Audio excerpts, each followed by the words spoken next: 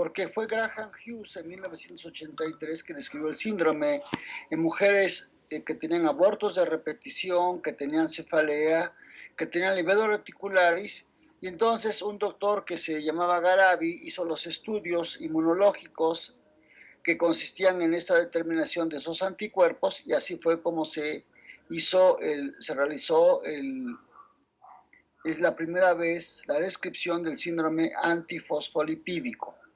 Esto fue en 1983. También decía yo por eso que lleva el nombre de Hughes, la enfermedad de Hughes. La palabra clave aquí es trombosis. Trombosis de pequeño vaso, trombosis arterial, trombosis venosa. Y de acuerdo a donde se encuentra trombosis, pues va a dar la sintomatología. Si, por ejemplo, los trombos los encontramos a nivel de placenta, de cordón umbilical, es obvio que va a haber muchos abortos de repetición. También puede haber una alteración hematológica, que es una trombocitopenia o una anemia hemolítica. Y sobre todo vamos a encontrar trombosis retiniana, trombosis pulmonar, trombosis cardíaca, trombosis extremidades inferiores, trombosis extremidades superiores, trombosis neurológica, trombosis de las suprarrenales. Entonces no se les olvide que la palabra clave aquí es trombosis, ¿de acuerdo? Si hay dudas, hay problemas, ustedes me lo dicen y yo con gusto.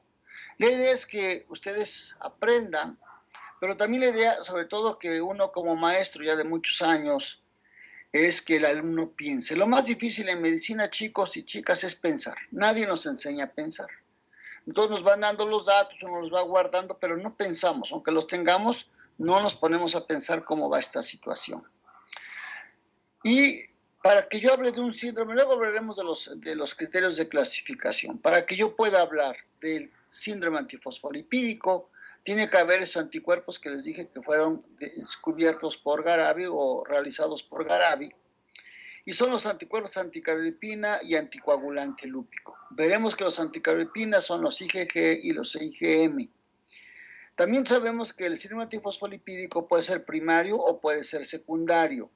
Y secundario es cuando se va a asociar a otras enfermedades, como puede ser el lupus eritematoso sistémico, la artritis reumatoide, el síndrome de Sjögren, la diabetes mellitus, etc. Ustedes están viendo en esta diapositiva que dice que hasta un 30% los pacientes con lupus se pueden asociar a síndrome antifosfolipídico. Por lo tanto, ya no sería primario, sino sería secundario. Aquí lo que yo les comentaba hace un momento, las principales localizaciones que pueden ser venosas o arteriales, y lo acabamos de ver de las arteriales y de las venosas, lo que les acabo de mencionar, lo estaremos comentando constantemente. Cuando nosotros encontramos 3 o más trombosis en menos de una semana, se ocasiona lo que se llama el síndrome antifosfolípido catastrófico, o también conocido como el síndrome de Ronald Acherson, porque fue Acherson el que describió la primera vez este síndrome y encontró que podía haber una trombosis a lo mejor. Aquí está Ronald Acherson, mire, este fue el primero que lo describió. Él era trabajaba en Inglaterra, pero era de origen de Cape Town, Sudáfrica. Y el profesor Acherson en 1992, entonces miren ustedes, puede haber un problema a nivel de infarto adrenal, hepático, intestinal, a nivel de un EBC, a nivel respiratorio, a nivel renal, etcétera. Y esto tiene que ser en menos de una semana. Cuando pasa esto, prácticamente es un tratamiento muy complejo y la mitad de los pacientes mueren. La mitad de pacientes que entran al síndrome antifosfolípido catastrófico mueren. Prácticamente haga uno lo que haga, lamentablemente el síndrome es pues complejo, y él describió cuál era la causa. ¿Cuál es la causa de que haya este síndrome antifosfolípido catastrófico? Pues lo que él llamó una tormenta de citocinas proinflamatorias.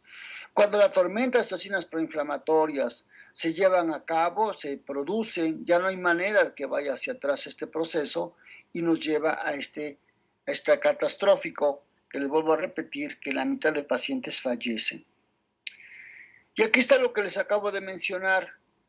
Cuando nosotros encontramos este síndrome antifosfolipídico secundario, pues decíamos que el lupus eritematoso sistémico en un 30%, también puede estar asociado a otras enfermedades autoinmunes, como estamos viendo las vasculitis, síndrome de Sjögren, fibrosis del tejido conectivo, pero también puede estar asociada a tiroides de Hashimoto, a una anemia hemolítica autoinmune o una PTI, que es la púrpura trombocitopénica idiopática. ¿Ustedes ya llevaron hematología? ¿O ya están llevando? Sí, bueno, yo lo estoy llevando, doctor. Muy bien, perfecto. ¿Qué libro te compraste? ¿Cómo te llamas? Disculpa. Soy Ivana. Ok. ¿Qué libro te compraste? Estamos leyendo Fundamentos de Hematología del doctor Agüeyes del Lab. Perfecto, muy bien. Ese es un buen libro. Es un libro muy interesante. Les doy un consejo, consíganlo, porque normalmente yo antes en la computadora tenía yo el Harrison. ¿Qué creen que le hice al Harrison que tenía en la computadora? ¿Dónde está el Harrison? Ya está borrado, porque, ay, lo tengo. Bueno, luego lo veo. Y la verdad es que nunca lo ves, porque de aquí a que entras, prendes la computadora, ¿no? Pareciera una cosa muy sencilla, pero a la vida práctica a mí me da flojera, entonces un día decidí, lo borré y me conseguí otros, porque pues, no lo abría, ahí lo tenía, entonces me estaba ocupando espacio. Igual uno cuando tiene el libro del doctor Guillermo Rosal Weiss, que es un libro muy bueno, la sexta edición que acaba de ser este año, mi consejo es que se lo compre, porque van a ver anemias hemolíticas, van a estudiar anemia de la inflamación crónica, van a estudiar las anemias por deficiencia de hierro. O sea, es algo que van a ver muy frecuente, no es que digas, no, pues este libro, ¿para qué lo voy a ocupar si ni voy a ver esto? Así que mi consejo es que se lo compren, que lo tengan y que lo estudien, por supuesto. Pero cuando uno lo tiene en físico está más fácil estudiarlo que cuando uno lo tiene ahí en la compu. ¿De acuerdo?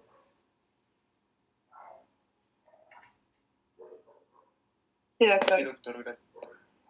Bueno, Doctor. Miren ustedes, aquí hay unas cifras que pues no va a ser pregunta de examen, ¿verdad? Porque ustedes tienen que aprender lo más sencillo, y si esto les va gustando, este tema les gusta, les apasiona, les gusta la medicina interna, les gusta la reumato, les gusta el hemato, la inmuno, pues entonces sí, ya cada vez van aprendiendo. Nosotros tenemos que pensar que cuál es la población general, cuántos tienen anticuerpos antifosfolípidos y no lo saben. Pues no, es un estudio que nadie lo conoce porque no se va a hacer. O bueno, cuando menos se puede hacer, pero no en México, porque ven que no tenemos dinero ni para las vacunas, no vamos a tener dinero para hacer estudios poblacionales. Se ha encontrado que en donadores aparentemente sanos, porque ya cuando tienes anticuerpos, esto lo haremos luego, se ha encontrado hasta un 10%, eso no quiere decir que hay un 10, hasta un 10% de los anticuerpos anticorrepinas que vamos a ver en un minuto. El 1% pueden tener el anticoagulante lúpico. Hasta un 30% los anticuerpos en un lupus tienen estos anticuerpos. En las trombosis venosas, miren ustedes, está en un 10%. En los abortos complicados, en un 6%. En LBC con 50 años, pues un 17%. Y en los infartos se ha encontrado hasta en un 11%. Esto va a depender de cada estadística, pero simplemente vean lo importante que son estos anticuerpos. Y aquí vemos, nosotros, aquí está la bibliografía, ustedes siempre cuando hagan sus diapositivas acostúmbrense a poner abajo una bibliografía, porque no es lo que dice el doctor García, no es lo que dice el doctor Aibet, no, hay gente muy estudiosa que tiene, entonces uno tiene que poner sus referencias, porque no es que me lo dijo una amiga, me lo dijo mi maestro, no, pues tu maestro puede ser estudioso, pero si no lo ha escrito, si no lo ha definido, si no, pues eso uno puede andar diciendo cosas que no son. Y esto como son cosas de ciencia, no son cosas de creer o no creer, se sabe, por ejemplo, que los abortos por los anticuerpos antifosfolipídicos pueden darse del 10 a un 15%. Y cuando hay pérdidas fetales del segundo y tercer trimestre del embarazo, en un 5%. Y también sabemos que cuando hay anticuerpos antifosfolipídicos se incrementa la preeclampsia y la eclampsia. Por lo tanto, son datos. Ahora ustedes no ven pacientes y pues como que dicen, bueno, ¿y esto qué importancia tiene? Tiene mucha, porque los pacientes de eclampsia y preeclampsia se pueden poner muy graves y pueden fallecer. Pero ahora la pregunta sería, ¿cuál creen que sea la primera causa de pérdidas fetales, de abortos?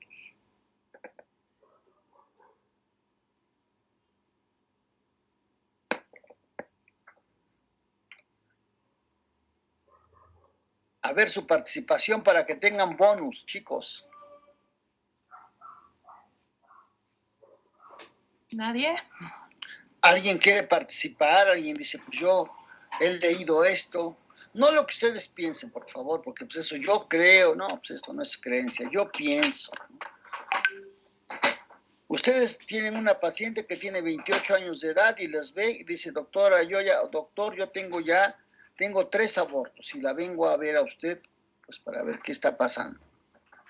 ¿Cuál creen que sea la primera causa de esos abortos? ¿O qué se sabe, qué se ha leído? No quieren contestar, yo paso. Yo para que participen, ¿eh? No, acuérdense que cuando iniciamos no se sientan como comprometidos, se sientan asustados, ¿no? Piensen que lo ideal del maestro es que les ayude a pensar. No es otra la idea de que, hijo, aquí ya me está preguntando, ya tengo miedo. No, pues, al contrario, ustedes empiecen a pensar que es cuando van a estar en la consulta, en el internado, en la residencia, pues es cuando hay que pensarle. Y eso nadie te lo ha enseñado. Imagínense que ya están ahí de R1 en el hospital La Raza y las veo una paciente, están de guardia, es que le pasamos, doctora, están rotando por gínico, dicen, es que está porque ya tiene 3 pérdidas. Y creo que ya está otra vez, tiene un embarazo de 8 meses y hay problemas. ¿Cuál creen que sería la primera causa de aborto? ¿Podrían ser las fallas genéticas? Podrían ser, sí, pero siempre piensen, a ver.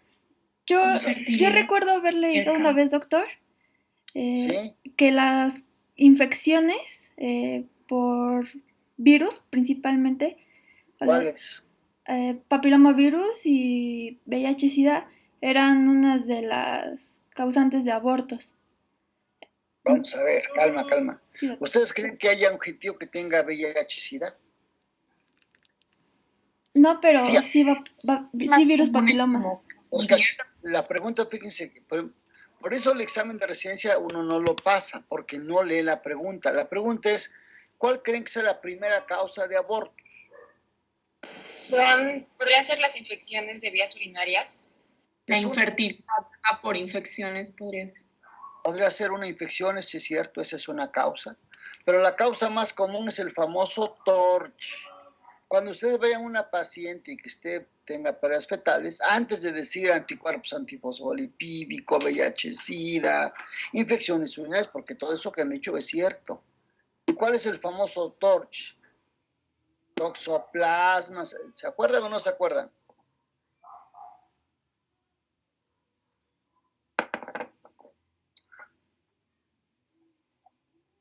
Sí, doctor. Revisen TORCH y van a ver que son las principales causas de abortos, antes del síndrome antifosfolipídico, causas genéticas, causas ginecológicas, etcétera, que son las principales causas, ¿de acuerdo? Bueno, seguimos.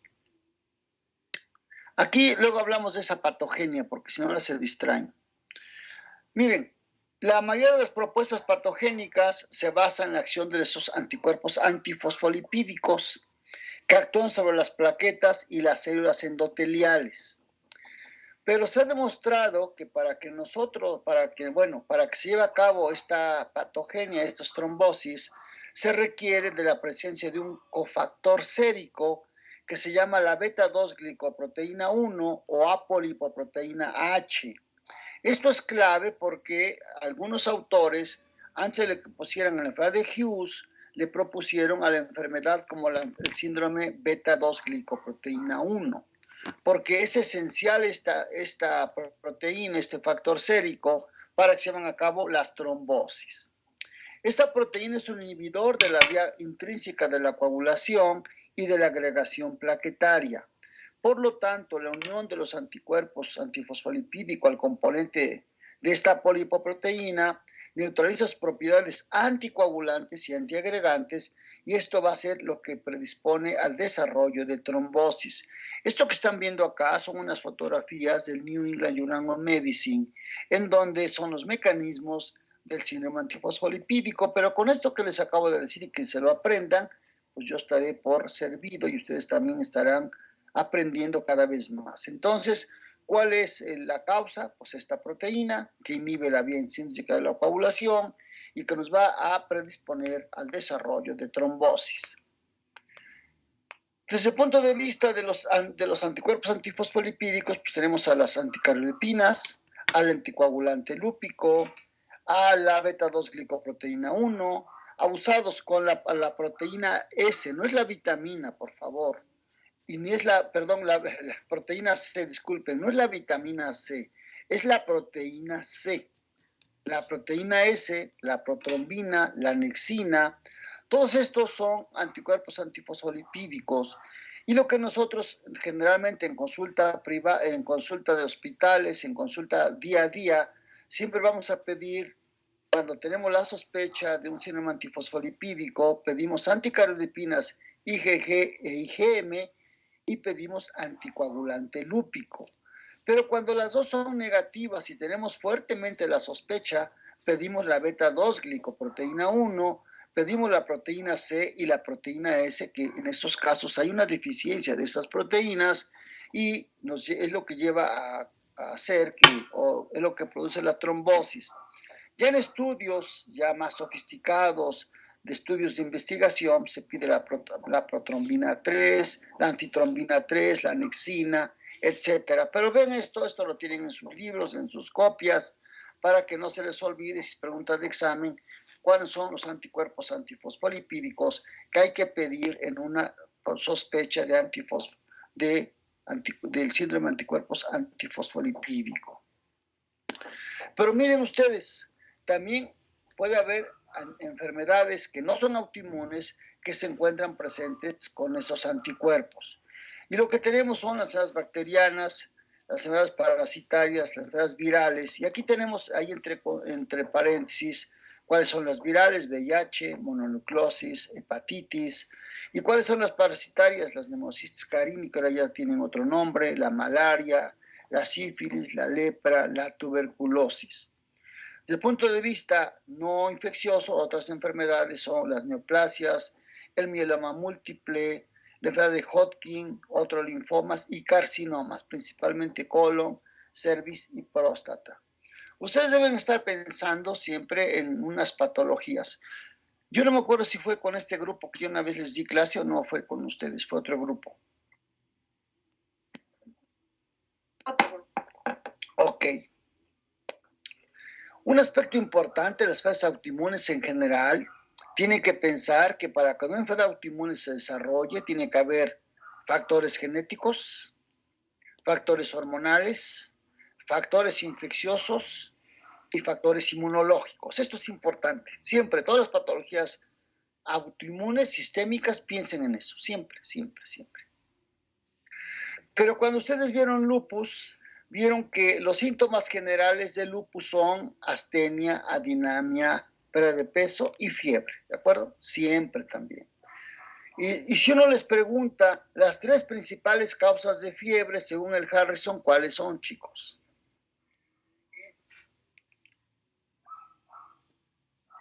Quien quiera, ¿eh?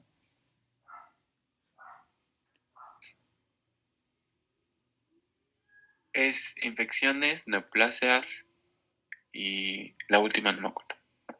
Muy bien, Ignacio. Autoinmunidad, usados. Entonces, miren, efectivamente.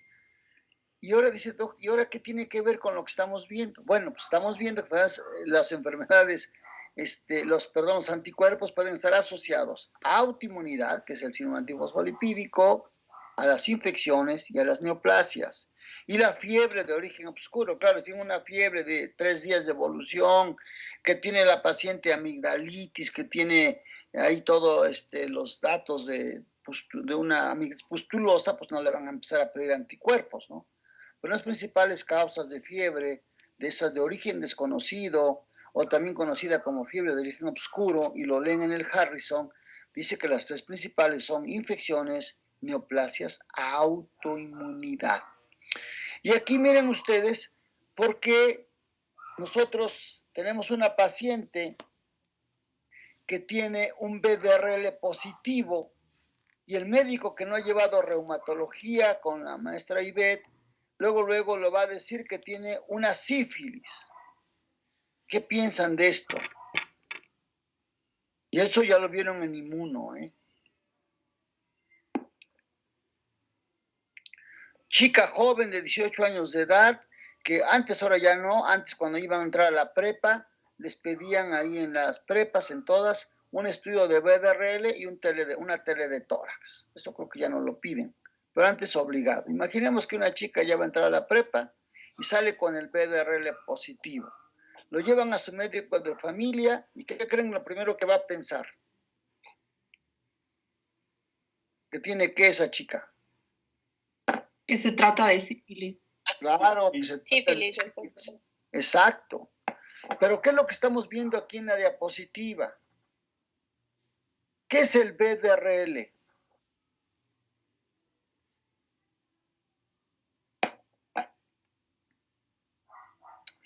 Les escucho, ¿qué es el BDRL? No qué significa, por favor. ¿Qué significa? Hasta en la prepa ya lo saben. ¿Pero qué es? Eso lo vieron en Inmuno, les estoy dando el tip.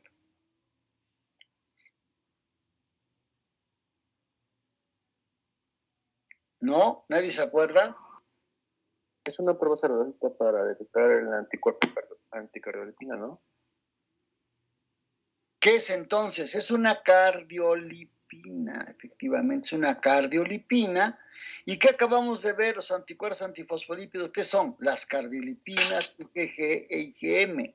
Pero alguien que no ha llevado reumato o que no es muy estudioso, cuando él ve un BDRL, luego sífilis. No, BDRL puede ser sífilis o puede ser síndrome antifosfolipídico, porque el BDRL no es más que una cardiolipina, ¿de acuerdo? Y más importante aún, miren ustedes, cuando hay neoplasias, nosotros, si a ustedes les llega un paciente que tiene 80 años, que llegó con un EBC trombótico al hospital, lo llevan sus hijos, sus nietos, ¿qué pensarían como primera causa? 80 años, ¿pensarían síndrome antifosfolipídico? Sería una posibilidad, ¿no? Ya más presente. Ok, ¿algo más? Es la primera causa que ustedes le dirían a ver, señor, vamos a estudiar aquí a su mamá, a buscarle un síndrome antifosfolipídico. ¿Ustedes pensarían así? No, yo creo que sería, es más factible pensar, por ejemplo, en hipertensión arterial. Claro, eso déjenlo al final, porque ahora vamos a ver que el síndrome antifosfolipídico es en gente joven. Si a mí me llega una serie de 80 años que tengo un EBC, pues tengo que, oiga, su mamá es diabética, es hipertensa, dislipidemia, etcétera. Piensen otros datos antes de estar pensando en el síndrome antifosfolipídico. Eso sería como ya al final. ¿Y por qué le estoy comentando eso? Una vez yo vi un paciente de 65 años que tenía una trombosis venosa. Se le hizo un TAC pulmonar, un TAC torácico, se le buscó pues algunas probabilidades de que hubiera algún cáncer, algún proceso infeccioso y todo estaba normal. Hicimos los anticuerpos y salieron positivos. Entonces, tiene una trombosis en la pierna o en la vena, más los anticuerpos, pues, se pensó que era un síndrome antifosfolipídico. Sin embargo, ustedes piensen los datos que les voy diciendo. Estas enfermedades del síndrome antifosfolipídico se da en gente joven. Es muy rara en una gente mayor, en un hombre mayor. ¿Qué pasó con este caso que les digo? Al año nosotros vimos que eso seguía, no volvió a tener otra trombosis, se le hizo, a pesar de estar anticoagulado, se le hizo un TAC torácico y ¿qué salió?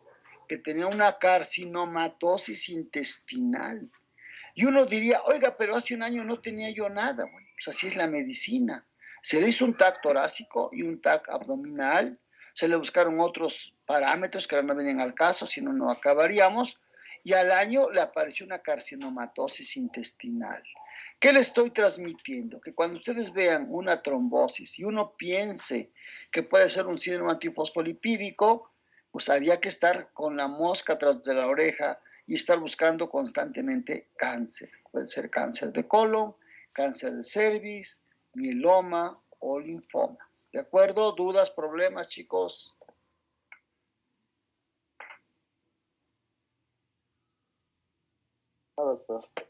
Bueno, miren, otras enfermedades que se asocian con esos anticuerpos, miren, hay una gran lista de, si ustedes leen sus apuntes, su libro, van a ver que hay una gran lista. Puede estar la aterosclerosis, la diabetes mellitus que se asocia en un 8%, la tipo 2, el síndrome de Guillain-Barré, la enfermedad de von Willebrand. Y ahora viene lo clave de esta plática, de esta clase. Nosotros, para decir los criterios diagnósticos del síndrome antifosfolípido son, primero, clínicos y de laboratorio. Para que yo diga que tengo un síndrome antifosfolípido, debo tener una trombosis venosa, una trombosis arterial o pérdidas de repetición. La trombocitopenia ya no entra dentro de los criterios diagnósticos del SAF. Los nuevos criterios ya la retiraron. Pero esto piensen que constantemente hay criterios. Yo les digo porque trombocitopenia, si ustedes van a hacer la internado, ya no es un criterio de clasificación. ¿De acuerdo? ¿Y los laboratorios cuáles son? Anticuerpos anticarolipina IgG a títulos moderados o altos, anticuerpos anticarolipina IgM a títulos moderados o altos y anticoagulante lúpico positivo. Y cuando esos estudios, los tres están negativos, yo estoy obligado a hacer la prueba que es la beta-2 glicoproteína 1. Y entonces, si yo tengo un dato clínico, que puede ser una trombosis de la pierna, una trombosis mesentérica, un EBC, un infarto del miocardio, y me salen los anticuerpos, pues entonces ya digo que es una síndrome antifosfolipídico, ¿de acuerdo? Y dice que un criterio clínico más otro laboratorio ya está siendo, pues, ya haciendo el diagnóstico. Les voy a hacer un paralelismo para que le piensen en lo siguiente. ¿Ustedes ya vieron gota? Ok. Todavía no. No importa, pero acuérdense que lo más importante es pensar. Ustedes son inteligentes, no se preocupen. Hay un señor de 50 años de edad que va a Acapulco y entonces se reúne con sus amigos a Acapulco, ya saben, los camarones, los ostiones, la cerveza, bebe, se va al hotel, regresa al hotel, están de fiesta, y otro día amanece con el primer dedo inflamado, el primer ortejo, entiéndase el dedo gordo del pie, el primer ortejo, y lo tiene inflamado. ¿Qué pensarían? Hagan preguntas. Gota, ¿ok? Porque es por los... Por las purinas que consumió. ¿Está bien, Lupita? ¿Alguien más? ¿Otra? También porque es hombre. Perfecto. Muy bien, perfecto. Incluso también la edad entra como factor. Perfecto. Está usted muy estudiosa, Lupita.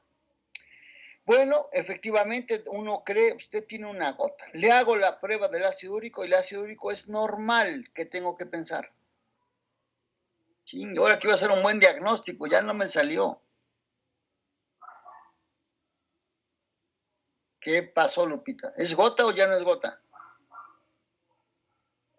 ¿Podría repetir el ácido úrico que salió normal en sangre? Así es. ¿Lo quieres repetir? Sí, puede ser gota. Recuerdo que se podría presentar como el 50% de los pacientes o incluso más del 50% se podría presentar gota con niveles de ácido úrico normales. ¿Por qué? Muy bien, Luis. Efectivamente, ¿por qué? Muy sencillo, miren, esto es muy fácil. Cuando hay un ataque de gota, el ácido úrico, ¿dónde está concentrado? Está concentrado en el ortejo, en donde está la inflamación, de tal manera que efectivamente uno puede hacer un estudio, dice, usted tiene gota, hágase el ácido úrico, se lo hace en urgencias en ese momento y viene, doctor, está negativo. Híjole, pues todo ya no tiene gota, no, error. Lo que tenemos que hacer ahí para saber si es gota o no, ya más sofisticadamente, es hacer una artrocentesis, es decir, extraer el líquido de la articulación, llevarlo a un microscopio, etcétera, etcétera. Pero si tenemos la edad, como bien dijeron, tenemos que es hombre, tenemos que comió alimentos ricos en purinas, que tomó el alcohol, pues entonces tenemos una alta probabilidad de que se agota. Pero si es normal, pues eso no dice que no se agota. O sea, un ácido úrico normal no implica que no se agota. Por lo tanto, yo lo trato como una gota. Pero para corroborar y estar al 100%, pues lo ideal sería eso, hacer la artrocentesis y buscar el líquido articular. Pero efectivamente, muy bien, chicos, esa pregunta luego no se la saben. ¿Y qué tiene que ver con esto? Bueno, pues miren aquí. Dice, es una señorita, una chica de 38 años de edad, que tuvo una trombosis en la pierna, que no tenemos datos de que nos hagan sospechar que no es diabética, que no está, porque los pacientes están acostadas por alguna otra enfermedad, pues también son riesgos de trombosis, que no hay un factor probable desencadenante. Sin embargo, luego los anticuerpos, si son negativos, nos recomiendan que los volvamos a hacer a las 8 semanas. ¿Por qué? Esto fue descrito por Ricard Cervera y colaboradores, diciendo que existe el síndrome antifosfolipídico transitoriamente negativo. ¿Y esto cómo se explica?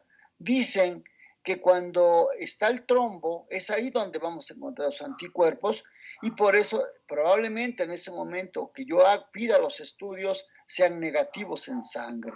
Pero que si los vuelvo a pedir a las 8 semanas, hay altas posibilidades de que ya estén en sangre elevados, o positivos, mejor dicho. ¿Ven por qué es importante estas pruebas? Ahora, vamos a la inversa. Tengo una paciente que por azares del destino le hago una prueba y le sale anticuerpos anticardiolipina positivo, pero no tiene ningún otro dato clínico, nada. ¿Tiene el SAP o no tiene SAP?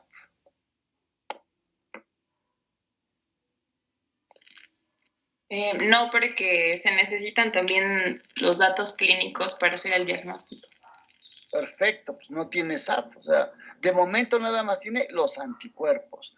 Pero efectivamente, si no tiene el dato clínico y no tiene los anticuerpos, no es SAP.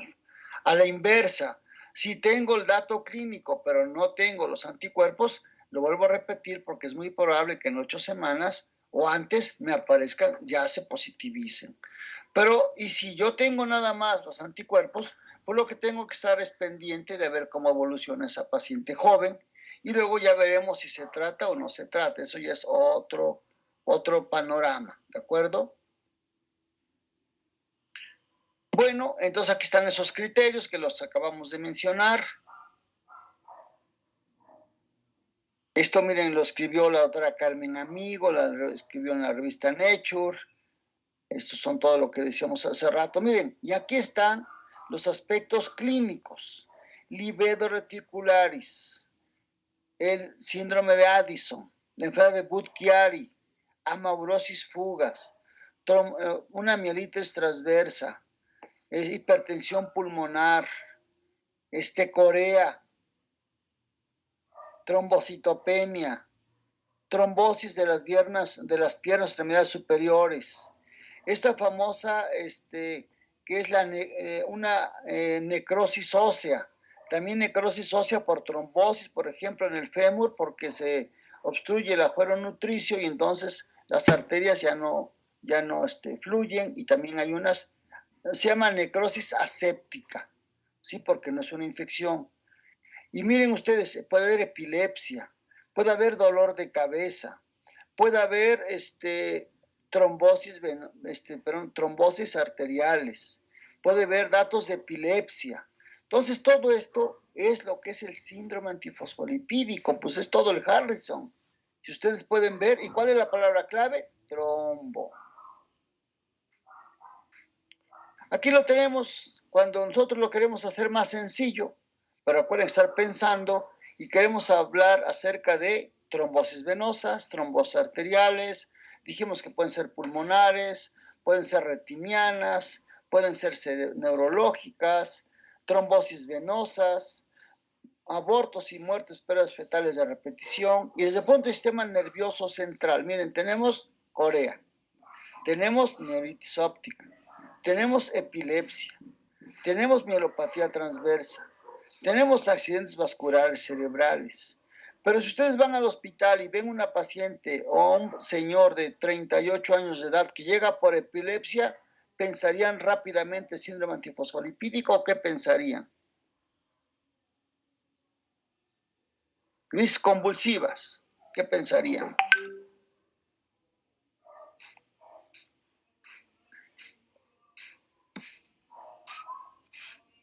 Si no rato todo van a ver síndrome antifosfolípido también, y no es así. ¿Qué pensarían? ¿Qué le preguntarían? Pues es que depende, pueden ser por traumatismos, por algún No tuvo traumatismo, claro, no tuvo traumatismo. Enfermedades vasculares, pueden ser enfermedades infecciosas. ¿Qué infección? ¿Una meningitis? ¿Cuál, perdón? ¿Meningitis? Una meningitis es difícil que llegue. Yo me duele la cabeza, vengo por una meningitis y me da epilepsia. Tendría otros signos, ¿no? Tendría fiebre, tendría rigidez de nuca, y eso ya lo va a ser hospitalizado. No, él va a verte, estás rotando en neurología con tu médico de base y lo que él dice, y entonces explica crisis de epilepsia.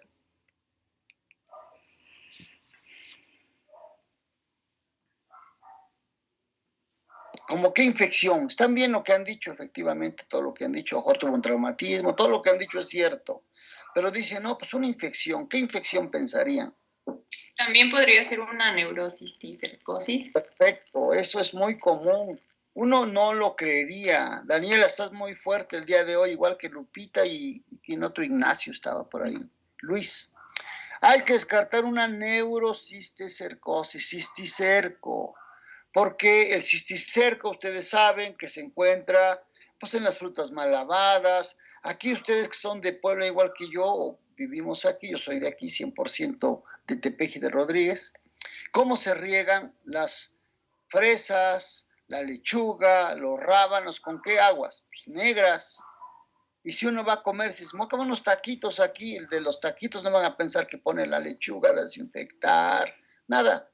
Rápidamente nomás la enjuaga y ¡pum! Órale, están sus taquitos. ¿Cierto o no? ¿O qué creen que la va a estar desinfectando? Con agua de garrafón. Las nieves en la calle, ¿a poco creen que va a usar agua de garrafón? Pues no. Y luego, sobre todo, la gente que de los pueblos, yo que soy de un pueblo, ahí la gente, su marrano tiene, su cerdo tiene cisticerco, le llaman tomatillo en los pueblos. Híjole, pues le voy a pagar a 20 pesos el kilo, pero como tiene tomatillo le doy a 10. Pues bueno, démelos, no va a decir, voy a quemar este cerdo porque pues está peligroso, lo voy a incinerar, ¿no? Lo voy a enterrar, no, pues lo vendo. Si me van a dar 5,000 y me dan 2,000, pues ya es ganancia. Y el que lo compra no van a pensar, pues voy aquí a repartir ese cerco por todo este pueblo, no, ni se preocupa.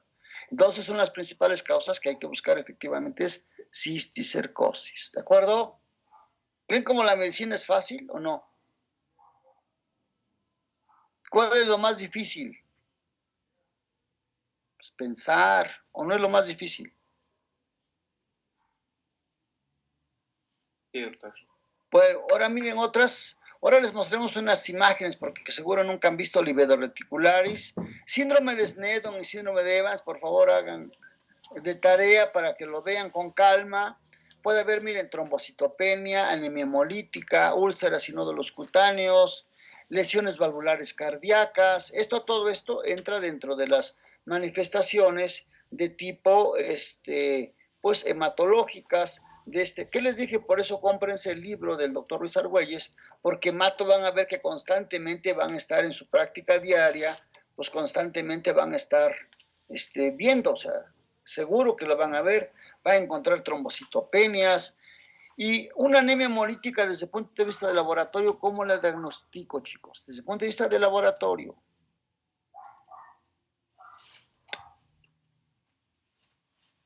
Esos que ya están llevando hemato.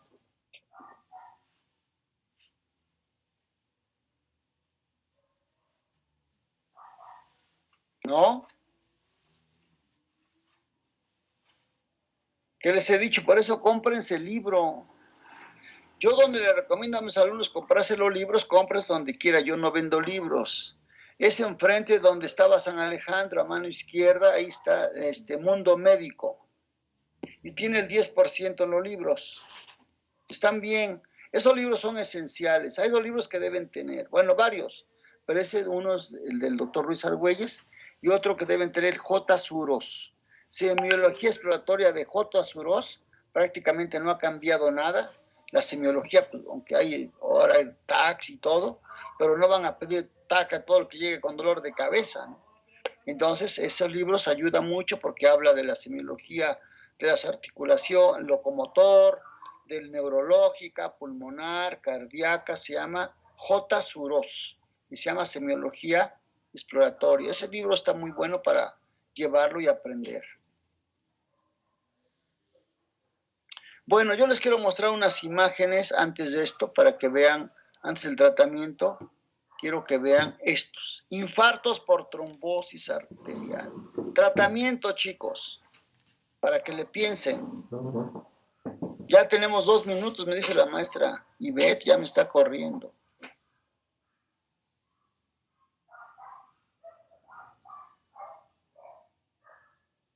Anticoagulantes. Perfecto. Anticoagulantes sería muy bueno, una buena idea, perfecto. Anticoagulantes, antiagregantes plaquetarios. ¿Y por qué? Pues aquí está la clave, dice infartos. ¿De acuerdo? Muy bien, me da gusto. Seguimos. ¿Cómo trataré yo esta úlcera cutánea? Venga, la maestra ya me está apresurando. Hay que limpiarla primero. Sí, muy bien. La seguimos limpiando más. Quitar todo el tejido muerto, por así decirlo, y con antisépticos. Sí. Y cicatrizantes, supongo, también. No. Volvemos a usados úlcera cutánea por síndrome antifosfolipídico. ¿Antibióticos sí o antibióticos no?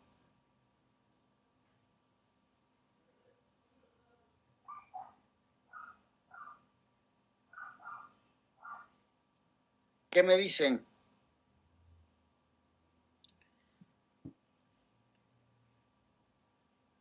No, nada, que ya tenemos 1 minuto. Pues sí, ¿no? Porque como está expuesta, corre riesgo de, pues, de infección y es lo que queremos evitar para evitar una septicemia. Ok. ¿Qué tiempo creen que va a mejorar, que se va a mejorar esta úlcera? Son de cicatrización muy lenta. A lo mejor 30 días, tal vez. No, hasta 2 años. ¿A poco le van a estar dando 2 años antibióticos? No, pero No. también se usan vasoprotectores, ¿no, doctor?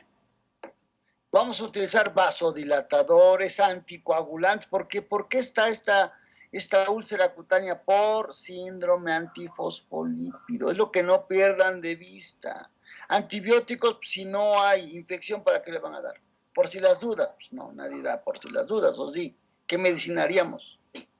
Dice, le vamos aquí a quitar todo esto, pero si le vas quitando, ¿cómo vas a cicatrizar? Y no ves ningún tejido muerto, nada. Porque es una úlcera cutánea, pero por trombosis. No se ve que está, pues mira que está infectada. Le vamos a empezar a recortar, no. Tenemos que cubrir en todo caso, pero antibióticos no. Y aquí es donde viene lo importante. Anticoagulantes, ¿de acuerdo? Antiagregantes, corticoides, inmunosupresores, ¿ven? Vasodilatadores. Antibióticos no. Y aquí van a ver otra imagen, ya la última, miren, otra, por síndrome antifosfolipídico. ¿Vieron? ¿Está apasionante el tema o no? Sí, doctor. Pues bueno. Sí, Pues, doctor. Emoción. no, Tanta emoción, chicos. no se pongan tanta emoción que no van a subir puntos. Sí, maestro, claro. Acuérdense, si no hay pasión, no hay nada en la vida, chicos, ¿o no? No se saben esa. No me la sabía, doctor, pero ahorita ya la sé. Anótala. Acuérdense, los tibios ni en el cielo. Si no hay pasión, todo lo que hagan, pasión, uno debe ser el mejor. ¿O no queremos eso? Ser el mejor. ¿Qué diferencia puede haber entre que son, dicen los mejores, entre esto y esto? Pues tienen lo mismo también ustedes, ¿o no? Miren, ¿cuál es la diferencia? Pues las ganas de crecer, la pasión, nada más. ¿Ven? Porque yo soy, modestia aparte, soy el único nivel 3 de investigadores de la Facultad de Medicina. Han de saber que en el Sistema Nacional de Investigadores hay nivel 1, nivel 2 y nivel 3. Y su servidor es el único nivel 3. Porque hay pasión, si no, nunca he llegado al nivel 3. ¿O no creen?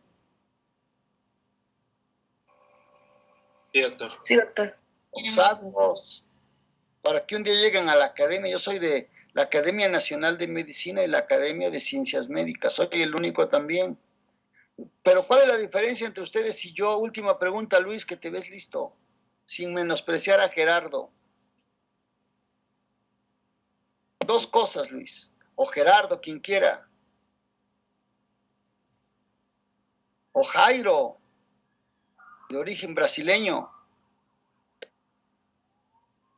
¿Y cuál es la pregunta? ¿Cuál es la diferencia entre ustedes y yo, Luis, Jairo? ¿Cuál es lo que tienen ustedes que me ganan? La edad. Exacto. Pues, y la calvicie, bueno, aparte, ¿no? El pelo y la edad. Entonces ustedes tienen todo el chance de llegar lejos. Tienen la edad, esa es clave. ¿O no? Sí, doctor. Yo me lo quité el pelo para parecer a Bruce Willis, pero dice que no me parezco en nada, caray. Cuídense mucho, chicos. Un placer. Disfruten siempre. Gracias. Gracias. Gracias, doctor. Gracias por la clase, doctor. Gracias, doctor. Luego. Gracias, doctor.